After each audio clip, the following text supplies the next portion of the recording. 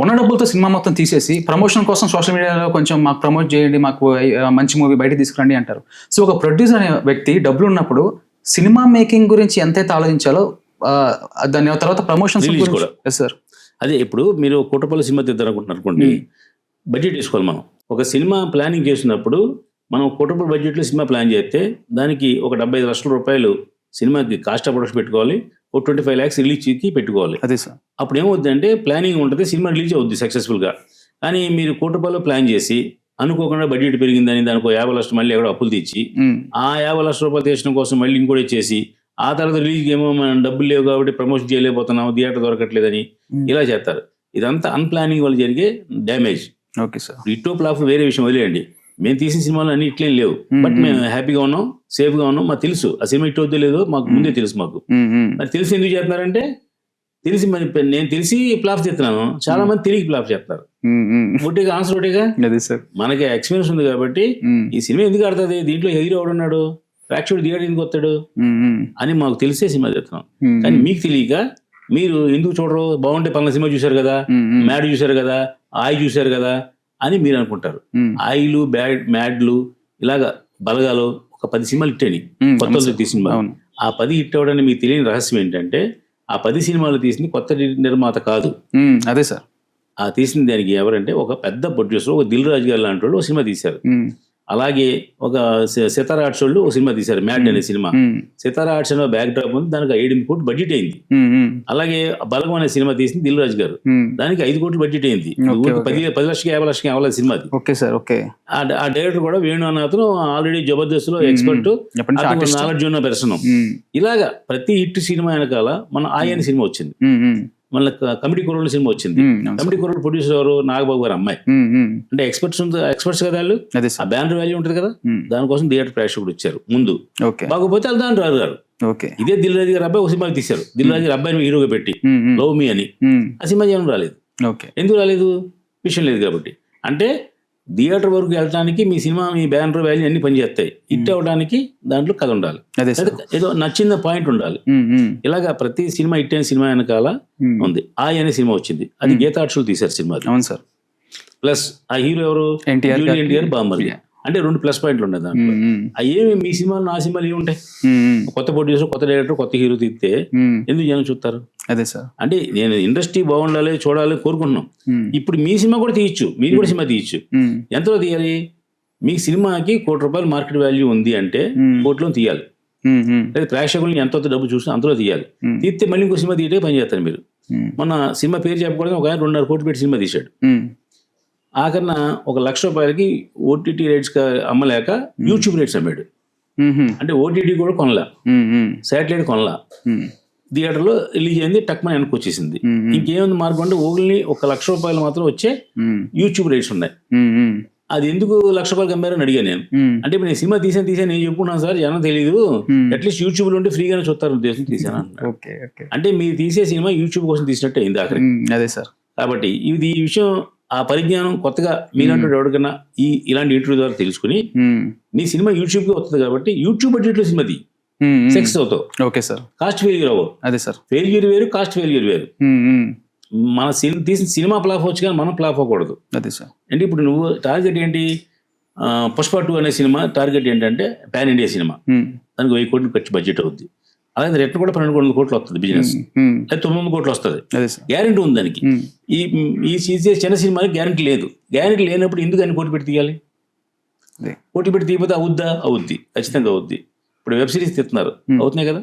TV serial తీస్తున్నారు, అవుతున్నాయి కదా. ఇప్పుడు నీ సినిమా వచ్చేది యూట్యూబ్ లో కదా, ఇంక నీకు యూట్యూబ్కి వచ్చినప్పుడు టీవీ సీరియల్ తీయి, టీవీ సీరియల్ బడ్జెట్ లో తీయి, టీవీ సీరియల్ లాగే తీయి. దాంట్లో బోల్డ్ మెలుగులు ఉన్నాయి. నేను చెప్పేది ఇది సోదంతా ఎందుకు చెప్తున్నానంటే, తెలిసినోడికి ఎలా తెలుసు, తెలియనోడికి ఒక 4 బాగుపడతారని చెప్పారు. ఎంతో మందికి అవగాహన లేక చేతులు కాల్చుకుంటున్నారు సార్ చాలా మంది. ఇప్పుడు మీరు సినిమా ప్లాన్ చేశారు, ఆ సినిమాకి థియేటర్లో రిలీజ్ చేయడానికి ఒక ఖర్చు అవుద్ది, ఒక 10 లక్షలు ఖర్చు అవుద్ది. ప్లస్ సినిమా తీస్తున్నాను అంటే ఒక లొకేషను రామోజీ ఫిల్మ్ సిటీలో ఉంది, ఒక లొకేషన్ ఉంది, అది సినిమా అంటే 50,000 తీసుకుంటాడు. అదే నేను వెబ్ సిరీస్ తీస్తున్నాను అంటే అదే లొకేషన్ 30,000 తీసుకుంటాడు. అదే యూట్యూబ్ సీరియల్ తీసుకుంటున్నాను సార్ అంటే అదే లొకేషన్ 10,000 తీసుకుంటాడు. లొకేషన్ మారదు, మీ రేట్లు మారుతాయి. అలాగే ఒక కెమెరామెన్ ఉన్నాడు, ఓ లైట్ మ్యాన్ ఉన్నాడు. ఇప్పుడు మీరు సినిమా అనేటికి ₹250 తీసుకుంటాడు లైట్ మ్యాన్. నేను సీరియల్ తీస్తున్నానంటే 650 తీసుకుంటాడు. అదే లైట్ మ్యాన్.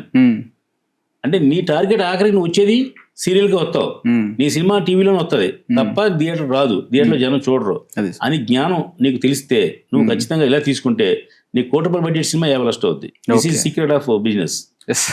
అది నువ్వేమనుకున్నావు అంటే లేదు ఈ సినిమా అలా కొడుతుంది ఇలా కొడుతుంది అది ఇచ్చేస్తానని మీరు అనుకుని సినిమాగా తీసి మేకింగ్ అంతా ఒకటిగా, సినిమాకైనా సీరియల్కైనా వెబ్ సిరీస్కైనా తొక్క మీటింగ్ ఓపెనింగ్ అంతా మేకింగ్ అంతా ఒకటే, ఏం మారదు. ఓకే, కెమెరా ఒకటే, అన్నీ ఒకటే అండి, ఏమీ మారదు దీంట్లో. సినిమాకి అయితే సెన్సార్ ఉంటుంది, దీనికి సెన్సార్ లేదు. సెన్సార్ అనేది ఖచ్చితంగా చేయించుకోవాలి, ఎందుకంటే సెన్సార్ అనేది మీ రైట్స్. అది అంటే మీకు యూఆర్ ద ప్రొడ్యూసర్ అని తెలియడం కోసం సెన్సార్ చేయించుకోవాలి. కాబట్టి తప్పదు అది. మిగతా అన్నీ కూడా వేస్ట్. లేదు నేను ప్రొడ్యూసర్ సలహా చెప్పాను ఏమనంటే, ముందు యూట్యూబ్లో రిలీజ్ చేయి, సినిమా నీకు బాగుంది లేదా జనం చూస్తున్నారు అనిపించింది అనుకో, అప్పుడు థియేటర్లో రిలీజ్ చేద్దామన్నా. అదేంటి సార్ పైనుంచి కింద రావాలి కదా అన్నాడు. అవసరంలా, నువ్వు ఏ సినిమా తీసి ఎవరు తెలియదు, మీకు రిలీజ్ చేయి, దాన్ని పైకి పంపిస్తాను నీకు నేను అని చెప్పాను. ఓకే, ఎందుకంటే థియేటర్లో రిలీజ్ చేస్తే 10 లక్షలు ఖర్చు అవుద్ది, జనం చూడరు, వెనక్కి వచ్చేస్తాయి. వచ్చేసిన తర్వాత యూట్యూబ్లో పెడతావు, అయితే అప్పుడు ఓటీటీలో పెడతావు, ఏదో పెడతావు కదా. ఇప్పుడు రానా లాంటోడు, వెంకటేష్ రానా బాబు లాంటోడు ఒక వెబ్ సిరీస్ తీసి డైరెక్ట్ రిలీజ్ చేశారు, సినిమా తీయలేదు, రిలీజ్ చేయలేదు. మరి వాళ్ళిద్దరు సినిమా స్టార్లే కదా, వెంకటేష్ రానా కూడా సినిమా స్టార్లే కదా, మరి థియేటర్ రిలీజ్ చేయలేదు కదా, ఎందుకు చేయలేదు వాళ్ళు అని కోట్లు పెట్టి తీశారు పైగా. అది అదే సార్, అంటే వాళ్ళకి ఆ కంటెంట్ మీద ఏదో థియేటర్కి వెళ్తే డైరెక్ట్గా ఓటీటీకి వెళ్దామని వెళ్ళారు. అలాగే ఓటీటీ కోసం సినిమాలు తీసి బోల్డ్ ఉన్నాయి ఇప్పుడు. అదే సార్, అలా భవిష్యత్తులో రేపు ఓన్లీ యూట్యూబ్ కోసం సినిమాలు తీస్తారు. ఎందుకు తీస్తారు అంటే, ఇప్పుడు నేను చెప్పాను కదా, నువ్వు తీసే సినిమా ఓన్లీ యూట్యూబ్కి వెళ్తుంది తప్ప ఓటీటీకి వెళ్దావు, సాటర్డేకి వెళ్దావు, థియేటర్కి వెళ్దావు, ఏమి వెళ్దావు. అది తెలియక నువ్వు థియేటర్ ట్రబుల్ పడుతున్నావు. ఓకే, ఏమి లేదు. అంటే మీరు అనొచ్చు అలా ఇది అనుకోవాలంటే సినిమా హిట్ అవుతుంది అనుకోవచ్చు అనుకుంటారు, అందరూ హిట్ అవుతుంది, కాన్ఫిడెన్స్ ఉంటుంది కదా సార్. ఏమైంది ఆడలేదు కదా, ఇది ఫ్లాప్ అవుతుంది అనుకున్న సినిమాది హిట్ అవుతుంది.